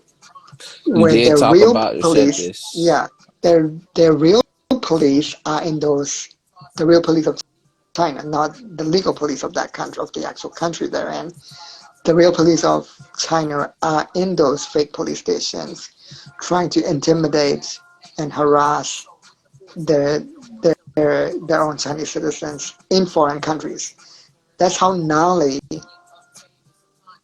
and Mm. brazen they are in their arrogant desire to control, right? And this happened even in New York City recently, where the NYPD discovered this fake illegal police station, and they ended up arresting these Chinese, these police officers of the CCP because they were like, that's a felony. You can't impersonate a police Excellent police officer, right? officer. Yep. No, but they did more than that. They created a whole police station, right? Yes. Wow. Yeah, Wow. Main point is be humble, y'all. Even if you yeah. Be think that humble, you've learned more than your field and that you are an expert in the field, there's always still room to grow. especially as Always a still room. Westerner, because you have no idea. Like so many Westerners have so much ignorance around geopolitics and what's happening in the world. Things like the police stations, right? Yeah. Yeah, There's always something new to learn every day, y'all. Just yeah, because you're on your block doesn't mean that it's just only what's happening on your block is what's right, happening in your immediate world. right. Mm-hmm. Yeah, My goodness. Okay. With that, Kundan, any last final thoughts for us to wrap up for tonight's show? Which again, I appreciate you always coming through and dropping the knowledge and also providing us with so much information. So, what you got Hmm. for us for a final thought? Yeah, I would say stay humble and enjoy the ordinary. Learn to embrace the ordinary, the plateaus, because that's actually most of life. Very poignant, very to the point, concise, and powerful as usual. Thank you so Mhm. much, Kundan. I appreciate you so much. But with that, y'all, to wrap up before we end this show, when it comes to current events, as we spoke a bit already about it, it's very important that you apply yourself and learn these things and be aware of what's happening around you, whether if it's at home or around the globe. Because at the end of the day, proper preparation prevents poor performance. Knowing what is happening and going around, and it is around you, is able to help prepare not only yourself, but your family and your loved ones that are there with you. Second, when it comes to the learning curve, there are various many different ways to describe it, many different theories, many different flips and turns of what the learning curve is. But ultimately, what the learning curve is meant to prepare you for is the beginning half, then to the constant balance along the road. So knowing in the beginning is going to be hard, but as we continue on, that there's always going to be a main consistency and pace there. But being able to stay motivated and still continue to push forward with knowing why you're there and having a goal in mind will continue to help you move forward in that learning curve, while at the same time make sure you keep yourself humble, because you can also get yourself into a lot of trouble while on that journey. And lastly, when it comes to, does future failures create monetary success? For me, it is a resounding yes, because of the fact that there's always going to be some type of unknown out there. One moment things could be going well for you, and in the next moment something can just come in and ruin all of your plans, i.e. COVID, i.e. you lose your finances and things, etc. The wisdom to take from it is, from that, what can you get out of it? What can you learn from it? Will you be more flexible in this area? Will you decide to push back on this part to then highlight this? What strategy can you get from how flexible can you be when those failures come? Are you going to say, this is it, I'm done, I don't want no more of it? Or it's, this strategy didn't work, now let me try this one? Because ultimately, as you do that, and you find yourself in the right field, the right space, and you given the need and the service that's needed, and you just need to give it some cosmetic changes and fields so that it can be applicable to the people, the monetary success will come. Don't let that be your lead. Let that be the outside of, that's all the additional. The main service being that you're giving it to help the people and someone else. But does future failures create monetary success? A.D.V.I.S.S says yes, and he is doing bars with it. But that's all up to you. But other than that, y'all, thank y'all in the comments. Much love to y'all. Thank y'all for coming through. This has been your boy, your brother A.D.V.I.S S, for another episode of What's the Word Wednesdays. If you're watching this later, whether on Instagram or YouTube, and if you're there on YouTube, go ahead, subscribe to your boy at A.D.V.I.S S Speaks. More content is coming. I got a new computer setup and stuff, so now I should have no reason for it to put out more content besides me trying to give the excuse of time.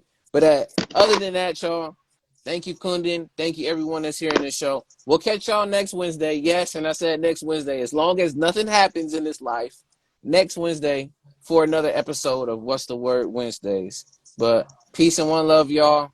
All We're out. right. Peace.